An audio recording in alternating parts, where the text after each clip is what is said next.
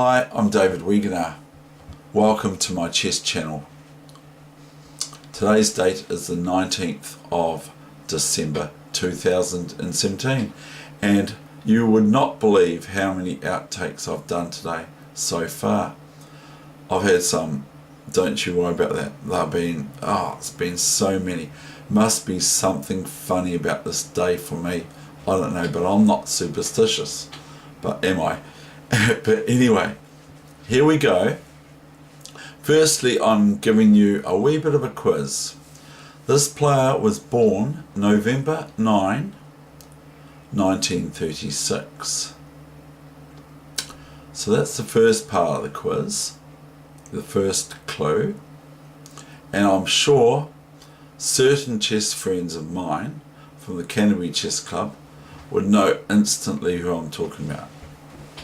So this player is famous, very well known, a household chess name. Okay, where was this player born? This player was born in the Soviet Republic, Latvia in question.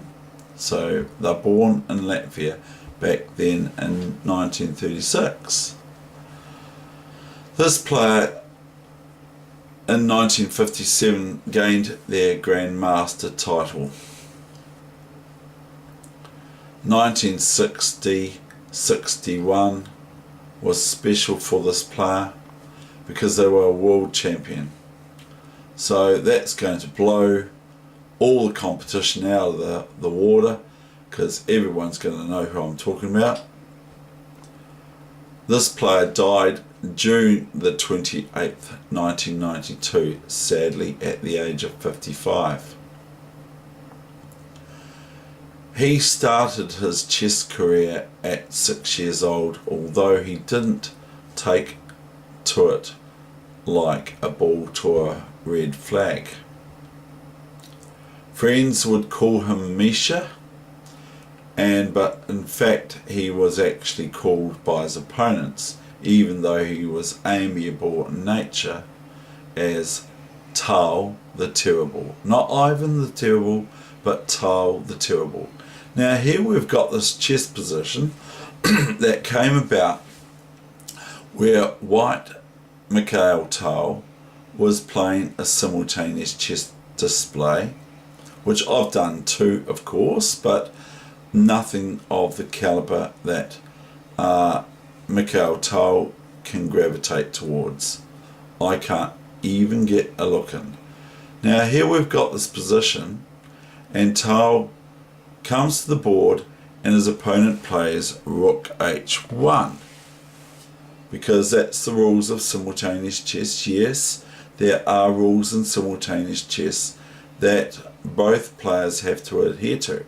One of the interesting simultaneous chess rules that is in the simultaneous chess players' benefit and that sort of thing is that they can take all the moves back that they've played, even if there's been several moves played on the said board that they're playing at.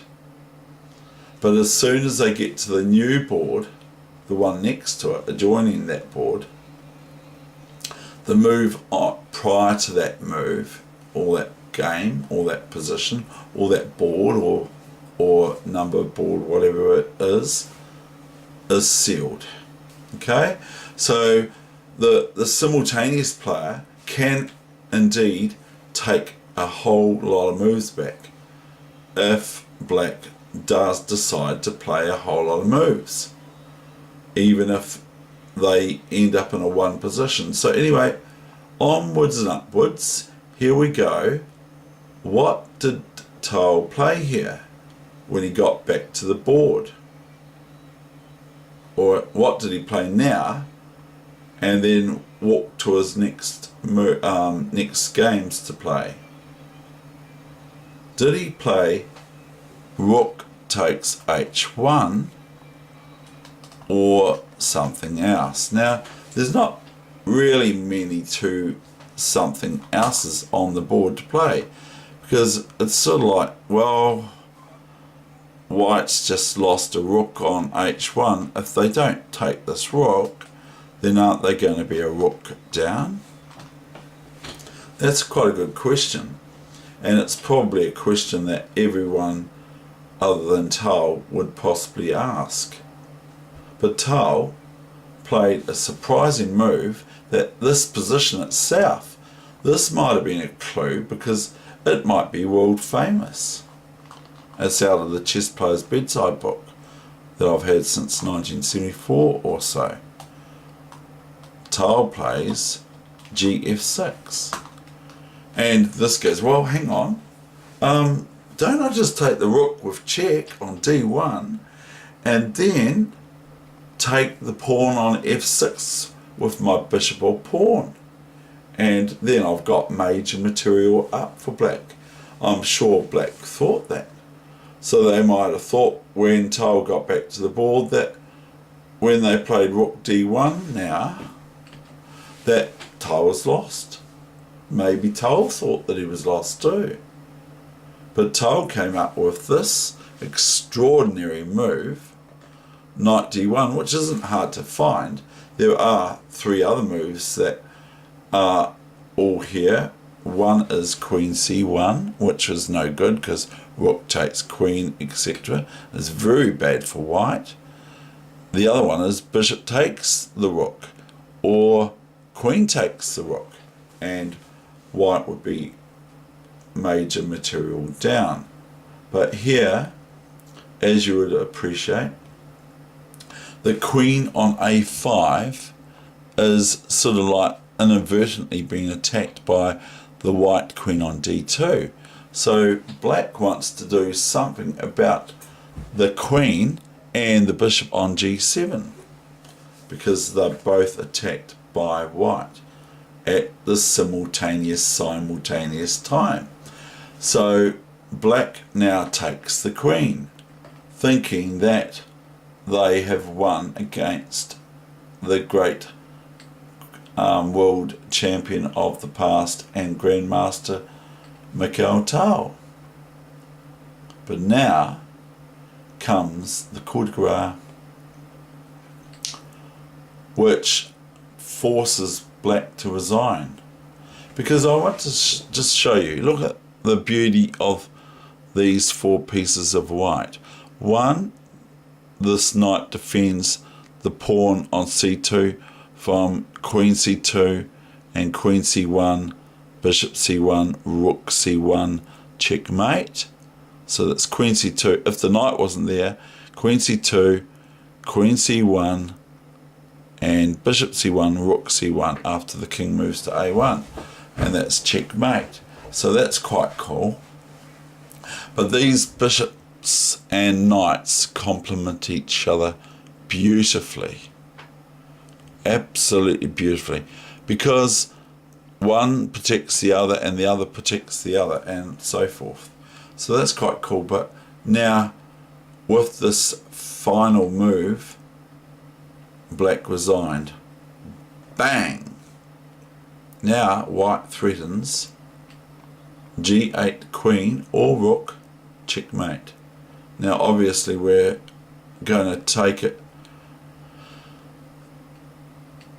We're going to take it to play queen G8 basically, unless white is met with an intermediate move of black. Now at the moment, sad for black are the moves queen A5 because of queen G8 or rook G8, pawn to G8 first and then promote it to a rook or a queen, but not just to push it there and say, oh, it's a queen, thank you, because you actually lose now in chess if you do that. And you have to actually physically move it with the same hand from G7 to G8, and then you have to move it to there, take the pawn off, and then you have to get the said piece, the queen or the rook or the bishop or the knight, whichever one you're doing, and then go from there. If you fail to do this, you actually now lose in chess because you have to use one hand. So anyway, we've got queen D2, and the only move for black here is queen D1, bishop D1, other ones fail, Now, what can black do about this g-pawn? Nothing. Can't play here, because then it's queen g8 checkmate, because the king can't come out here. So only a bishop move here or here or here will suffice to get the king out of the immediate danger that's prevalent all over black's position. So it's quite hard. Or a king move here. Then the king can escape, but at a huge cost of queen here. And the queen can go out here, blah blah blah, all that sort of stuff. I'm sure everyone can work that out. So I hope you worked out who we were talking about. So another lost another game here, lost a lot of games in their career. Thank you very much. I hope you enjoyed today's session. I hope you got a lot out of it.